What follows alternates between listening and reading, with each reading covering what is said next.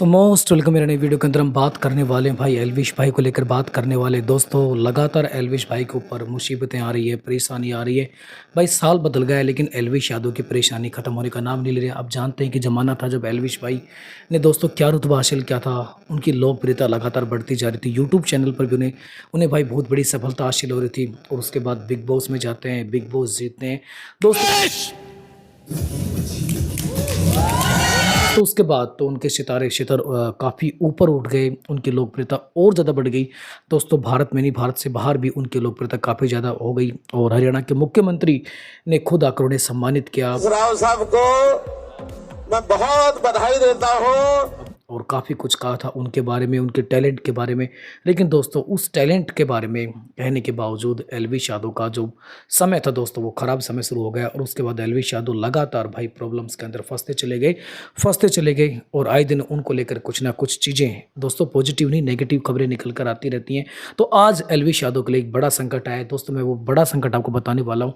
जी हाँ दोस्तों, एल्विश यादव के लिए नया जो संकट है ईडी। जी हाँ दोस्तों, आप सभी जानते हैं कि ईडी ने उनके खिलाफ एक्शन ले लिया है। और बेसिकली ईडी ने मनी लॉन्ड्रिंग एक्ट के तहत उनके खिलाफ भाई केस दर्ज कर लिया है। बेसिकली जो केस दर्ज किया है वो बेसिकली दो तथ्यों के आधार पर किया गया है कि एल्विश के पास बहुत सारी जो प्रॉपर्टी है वो प्रॉपर्टी कहाँ से आई है। एल्विस के पास जो लग्जरी गाड़ीज़ हैं, लग्जरी गाड़ीज़ का भाई काफ़िला है, अर्थात तो इतनी सारी लग्जरीज गाड़ी उन्होंने कहाँ से खरीदी है, उनके पास ये पैसा कहाँ से आया है। तो बेसिकली ईडी आपको पता है कि मनी लॉन्ड्रिंग के मामले के अंदर जांच करती है। एल्विश यादव के खिलाफ भी उन्होंने एक्शन ले लिया है।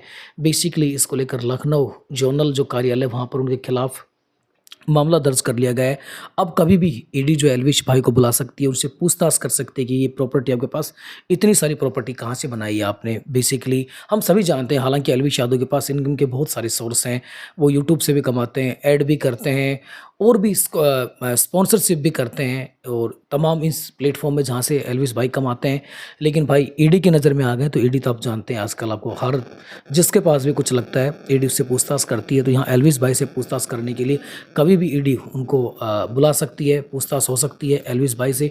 एक तो कारण ये है। दूसरा आप जानते हैं कि एल्विश भाई के ऊपर एक आरोप लगा था हाल ही के अंदर कि वो उनके कुछ सांप वगैरह पकड़े गए थे। बेसिकली कुछ लोगों के पास उन्होंने कहा था कि ये जो सांप हैं इनमें जहर निकाला जाता है और वो एल्विश भाई के कहने पे जहर वगैरह निकालते हैं। और भाई उन जहर को बेसिकली जो बड़े बड़े होटल्स हैं उनके अंदर या फार्म हाउस है वहाँ पर सप्लाई किया जाने का आरोप लगा था। रेव पार्टी वगैरह के अंदर उनको सप्लाई किया जाता था, ऐसा कुछ आरोप लगा था। इसको लेकर एल्विश भाई को 17 मार्च को गिरफ्तार भी किया गया था। 5 दिन उन्होंने भाई जेल में भी बिताए थे। इसके बाद अभी वो बेल के ऊपर जेल से बाहर है। तो ईडी ने जो तथ्य रखे हैं बेसिकली वो तथ्य रखा है कि एक तो उनकी प्रॉपर्टी, इतनी सारी प्रॉपर्टी कहाँ से बनाई है।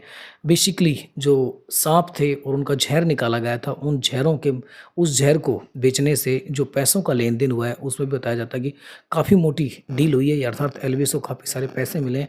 ऐसा भी भाई कुछ आरोप लगाया गया है। अब बेसिकली इस मामले को लेकर इन्वेस्टिगेशन होगी।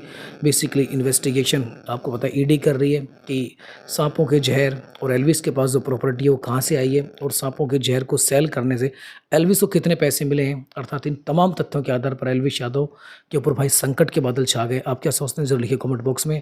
और एल्विश यादव को लेकर आप क्या सोचते हैं, उनकी प्रॉब्लम खत्म होने का नाम क्यों नहीं ले रही है। बाकी आप एल्विश भाई के फ़ैन हैं तो एक कमेंट जरूर करें।